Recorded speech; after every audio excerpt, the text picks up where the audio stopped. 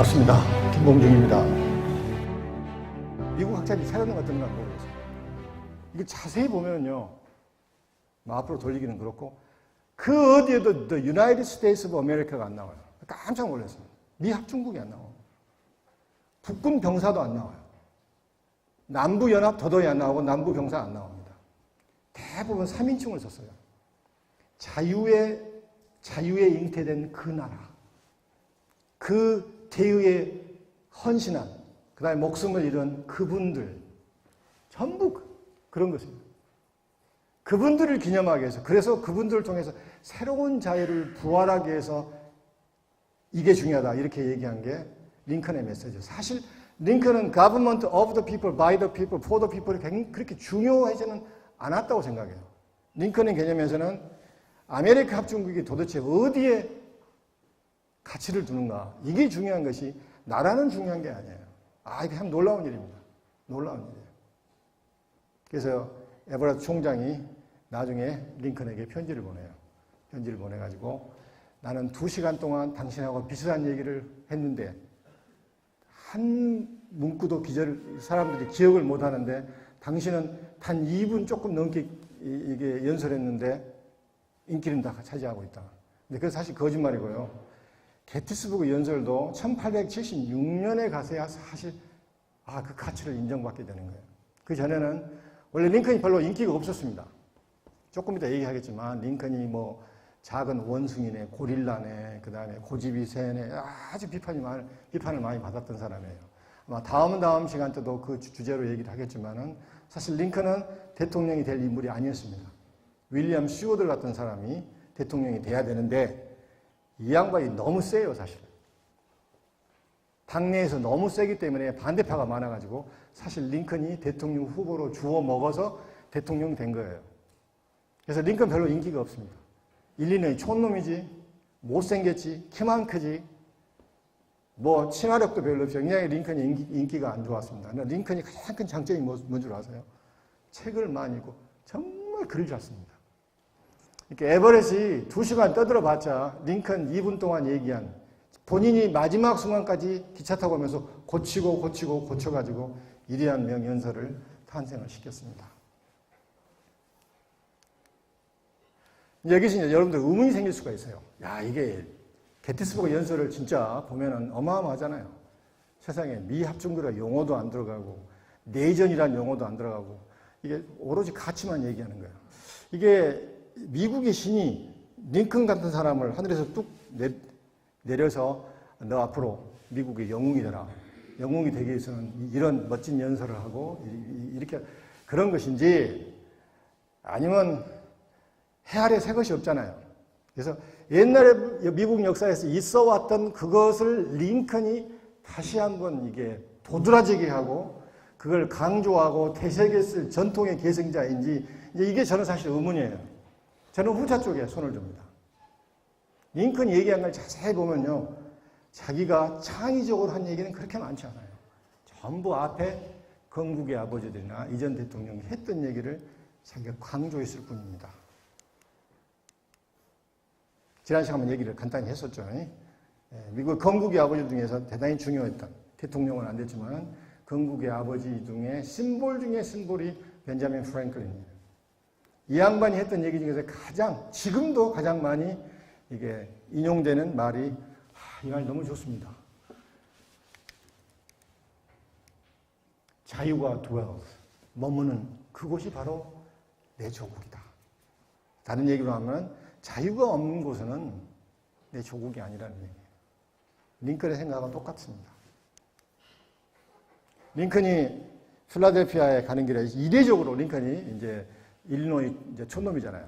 일리노이 스프링필드에서 이제 취임식 하기 위해서, 그때는 이제 이게 굉장히 먼 길이잖아요. 기차로 가고 몇 박 며칠을 가야 됩니다.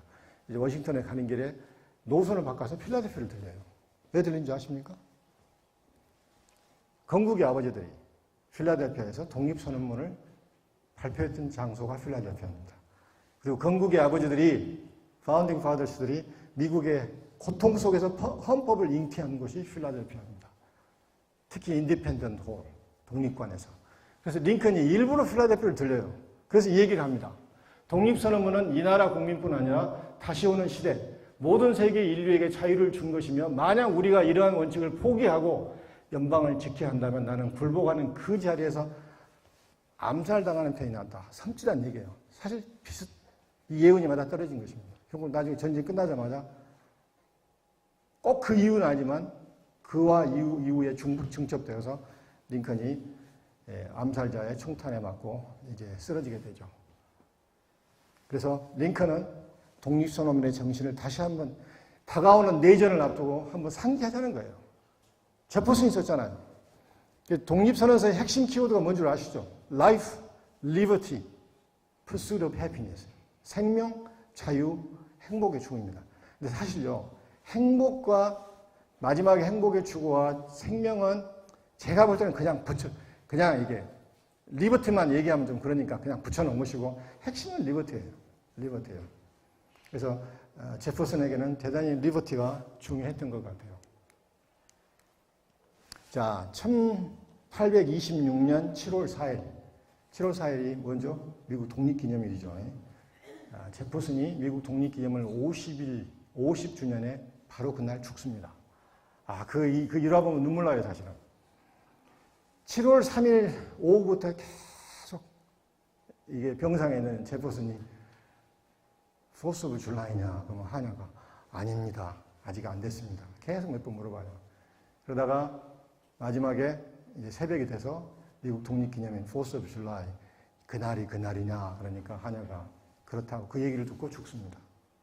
그래서 독립선언서를 만들었던 제퍼슨에게는 대단히 의미 깊은 날이 미국의 포스 오브 줄라이 독립기념일이었던 것 같아요. 그날 죽습니다. 50주년 기념 그날에.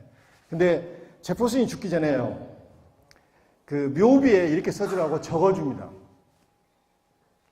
병상 있기 전에 내가 이제 언젠가는 죽을 텐데 내가 죽으면은 묘비에 이걸 적어주라 적어주는데 이거 그대로 이제 묘비에 적혀 있습니다. 첫 번째가 뭔지 아세요? 여기 토마스 제퍼슨이 묻혔노라. 첫 번째가 Author of the Declaration of American Independence. 미국 독립선언서의 저자이며 두 번째가 뭔지 압니까? Statue of Virginia for Religious Freedom. 제퍼슨은 리버티 중에 핵심을 종교의 자유로 생각했습니다.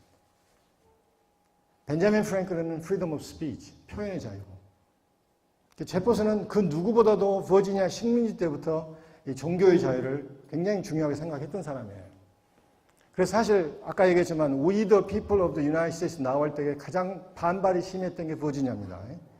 버지니아에서 엔티-페더럴리스트가 굉장히 많았어요. 근데 버지니아를 합류시키지 않고 헌법을 만들고 연방을 만들면 이게 뽀대가 안 나잖아요. 버지니아가 얼마나 중요한 주인데. 그래서 버지니아를 설득해야 됩니다. 그래서 결국 설득을 시켜요. 어떻게 설득한 줄 압니까? 버지니아가 조건을 납니다. 권리장전을 이어주라.